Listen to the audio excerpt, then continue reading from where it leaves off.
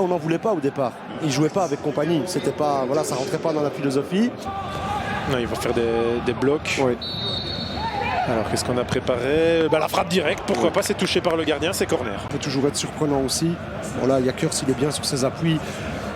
S'il cadre effectivement ce genre de frappe, c'est toujours très difficile parce que ça peut profiter à un attaquant anderlechtois sur un rebond. Mukairo qui arrive à contrôler sans trop de difficulté. Mukairo qui rentre, ne trouve pas la tête de tir. Si, il la trouve, elle était ouverte, plein axe, et donc Yakers se saisit du ballon.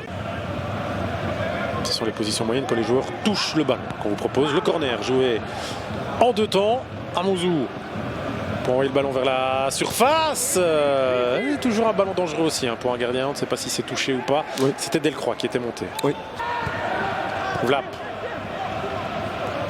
qui tente cette fameuse incursion dans le rectangle. Mukairo, un des défenseurs centraux, un des 5 défenseurs, 3 défenseurs centraux. En fonction de la zone où il évolue.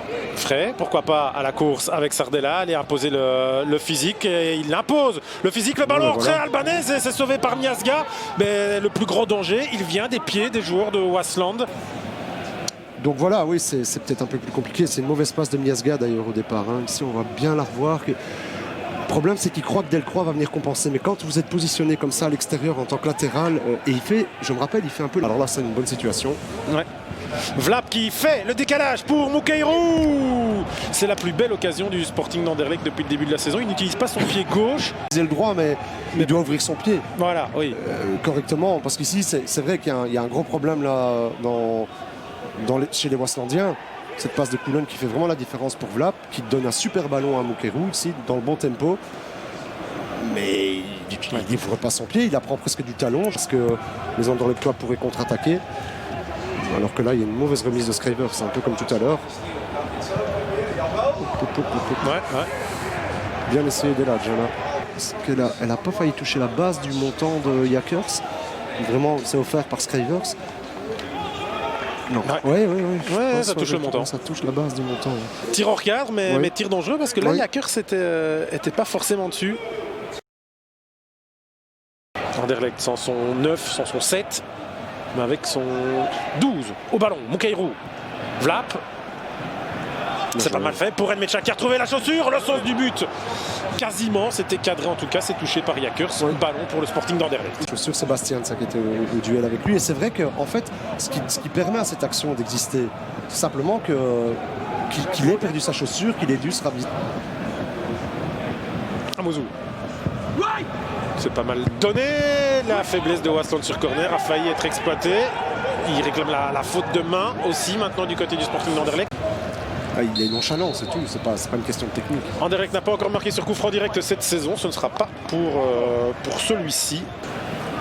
La montée de Fauché, c'est du poste pour poste par rapport à Eman, on est bien d'accord. Mukairo, situation axiale. Vlap, le décalage est créé. Vlap, lui, il a 2 pieds. Metcha, la talonnade. C'était bien imaginé parce que c'était quasiment sa seule solution. L'action de Vlap, on retrouve et Vlap et Méchant encore sur cette action. Une bonne accélération ici sur cette passe. Scriver, c'est un petit peu court. Et là, vraiment, le petit coup d'œil qui fait la différence aussi. Di Mata. Et ça manque de précision. Le pressing à la perte de balle de Cullen. Le décalage pour Amouzou. Amouzou le sent. Deuxième poteau. Douda. Bel arrêt de Yakers. Le rythme et la pression pendant le quart d'heure à venir. Et là, ils doivent en profiter parce qu'effectivement, il y a un joueur de moins.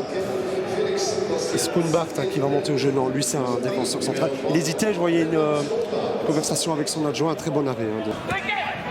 Douda qui peut aller jouer son 1 contre 1 face à Scrivers. Je vais être aidé évidemment le défenseur de Waasland. Douda, l'exploit personnel ne viendra pas encore tout de suite. Arrêt Yakers, il commence quand même à les multiplier là. Ça reste en vie cette phase là. Ballon dégagé.